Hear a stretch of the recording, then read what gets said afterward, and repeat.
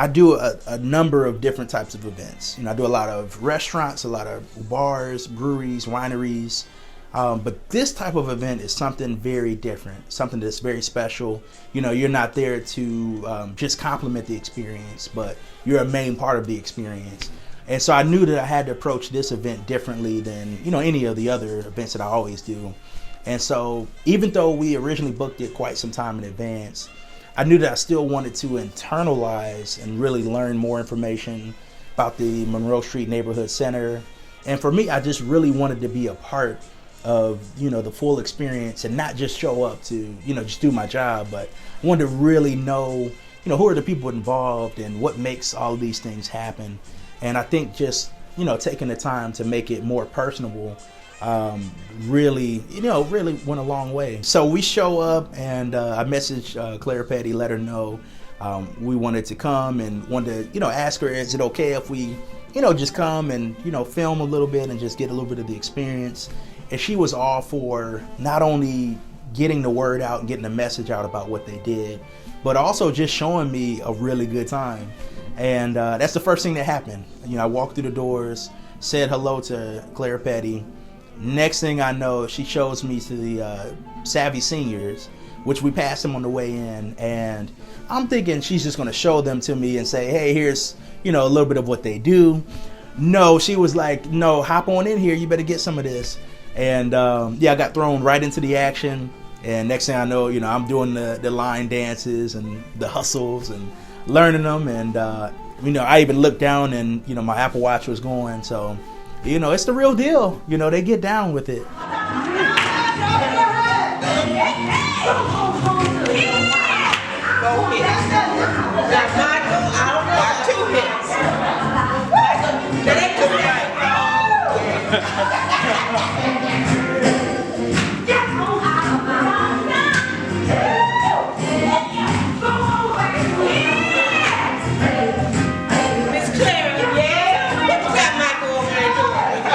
I had so much fun just having the opportunity to walk out with Clara Petty and to talk in front of the sign. She was so proud of the Freedom School sign. And essentially that's what this whole fundraiser was for. It's just raising money for opportunities for students between the ages of 6 to 13. And then we transitioned over to the Tiny House Project, which was so incredible. But to actually stand there and to see these houses, these are nice houses. They're exactly what they say. It's just enough space to do what you need to do. But I love the idea of how it's affordable. And after ever so many years, those residents can actually have full ownership of the house. And, I think there's just so much power in ownership. I knew the magnitude of this event. I knew the magnitude of the performance that I was planning to do.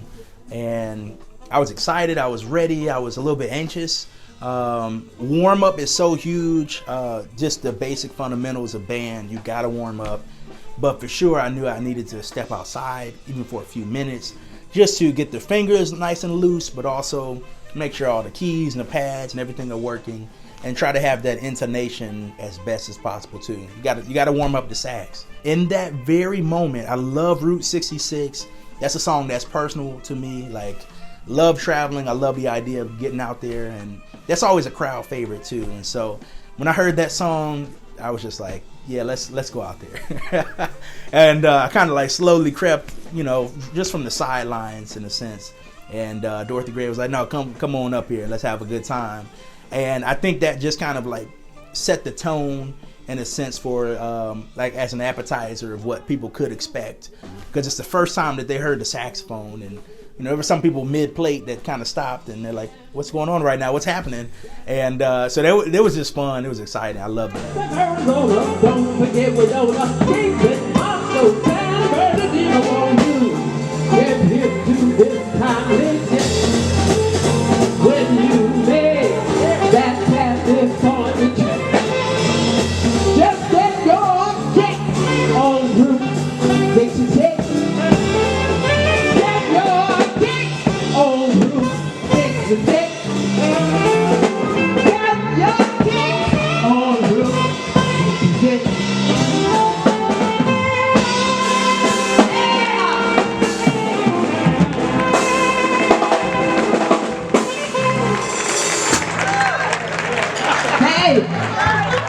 That was fun, y'all.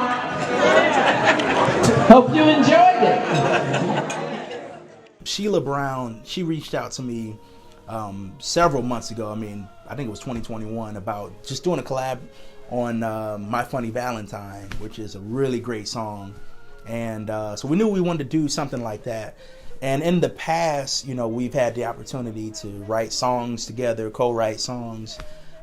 They've had me on a number of their Shades of Brown projects before. And I mean, they do a phenomenal job. And she also has this thing where she'll push you, you know, to your boundaries in a sense. And she's always like, keep going, or keep going higher, or hold that note longer, or make it more dramatic. And so I kind of knew what I was getting myself into and involved with.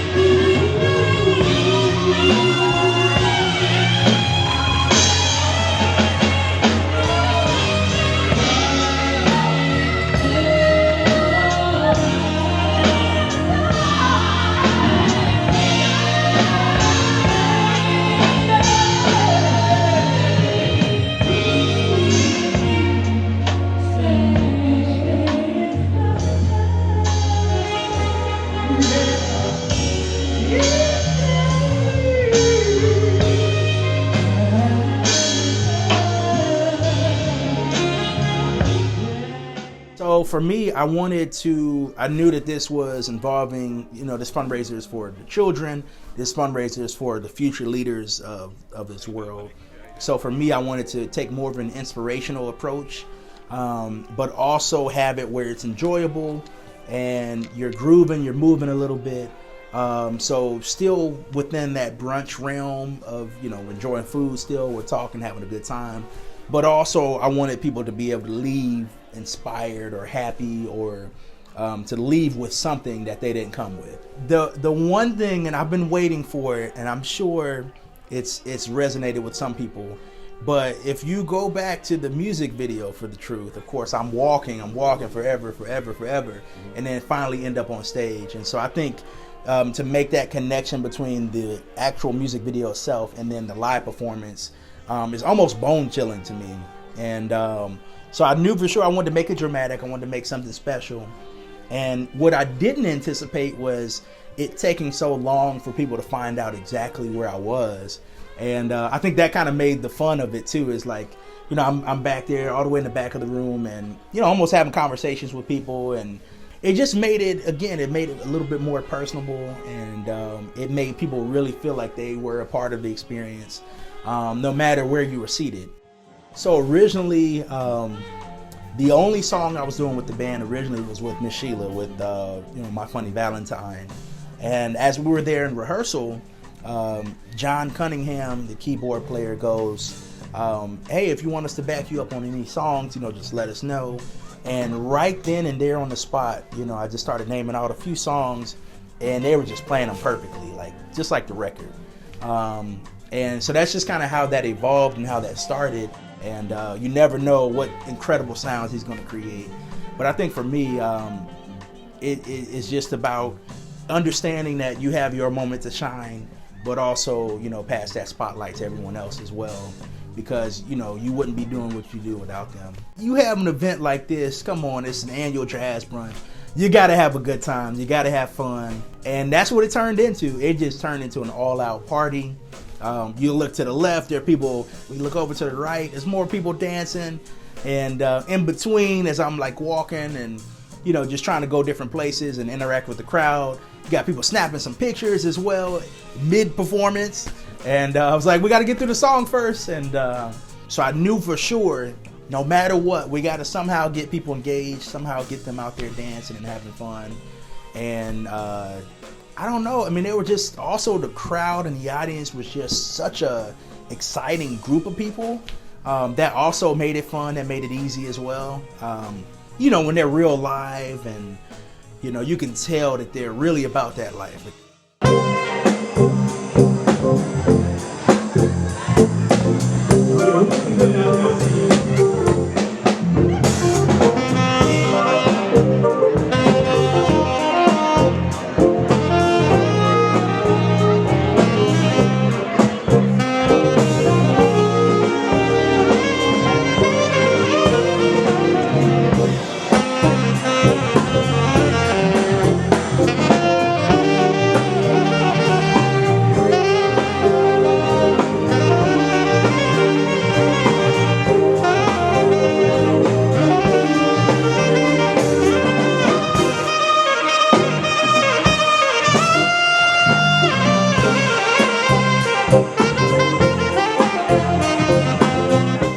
So two things. One, we never got to the encore song. I had an encore song ready to go, and I was just kind of waiting for some people to kind of get revved up or get excited about it.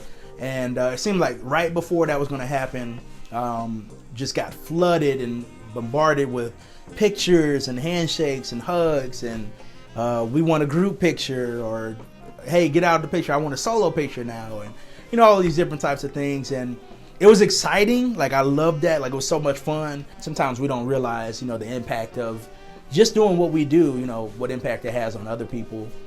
So I think that was inspirational for me. It kind of helped me, you know, continue to stay focused and just kind of get ready for whatever the next event is going to be.